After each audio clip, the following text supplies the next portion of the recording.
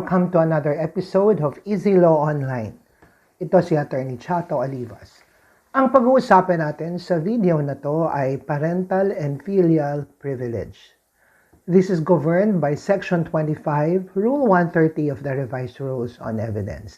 Dito sa Pilipinas, nire-recognize natin that some bonds are more important than a court's search for the truth. And one of those is the bond between parents and their children. Sa ilalim ng parental and filial privilege, you cannot be forced to testify against your own family. But there are strict limits to who counts as family under this rule. Hindi naman lahat family. So, nakalimit lang dito sa rule na to, sino ang tinuturing natin na family para makover ng parental and filial privilege. Ang core rule nito, makikita natin sa Section 25. No person may be compelled to testify against his/her parents or other direct ascendants, children, or other direct descendants. Ang key point dito, ito ay privilege ng witness, not the privilege of the accused. So napaka-straightforward ng rule na to.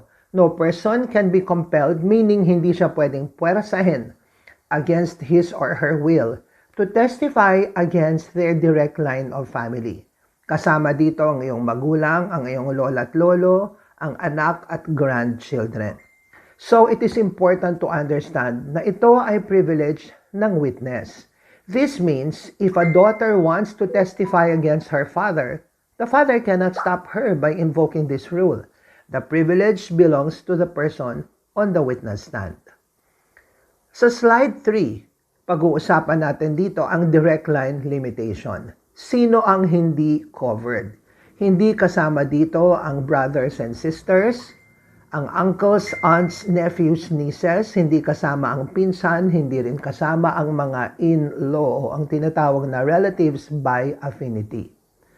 A common mistake in the bar exams and in practice is thinking that this covers all relatives. Hindi po. Ang privilege na to mag-a-apply lamang sa vertical or direct line. Hindi kasama ang mga brothers or sisters, ang paborito mong tita o ang iyong mga pinsan. Hindi rin kasama ang iyong mga in-laws. So if your mother-in-law is on trial, you can be forced to testify against her because she is a relative by affinity, not by blood in the direct line. Pero may exceptions. Makikita natin dito sa slide number 4. The exceptions when the witness must testify. Pwedeng pilitin na mag-testify ang isang witness if the testimony is indispensable to a crime against the witness, the crime was committed by one parent against the other, the witness voluntarily waives the privilege by taking the witness stand. May mga pagkakataon na yung harmony of the family is already broken and the law steps in.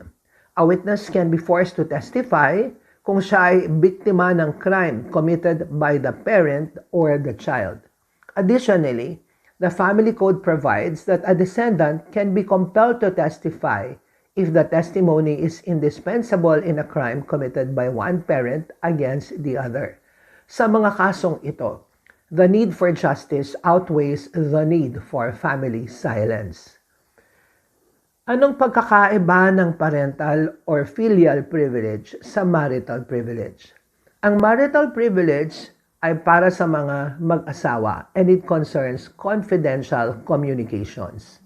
Ang parental or filial privilege ay para sa mga relatives on the direct line and it concerns the act of testifying. So wag niyong i-confuse ito with marital privilege. Marital privilege protects confidential conversations between spouses. The parental and filial privilege is simpler. Mas simple ito. It just protects you from being forced to take the witness stand against your direct relative. You don't have to prove that the information was confidential. The mere fact of the relationship is enough to stay silent. So, in summary, okay, this privilege protects parents, children, grandparents, grandchildren. The witness owns the privilege. It does not cover siblings or collateral relatives. Napaka-powerful ng tool na to, ang parental and filial privilege, for protecting family unity in the face of legal conflict.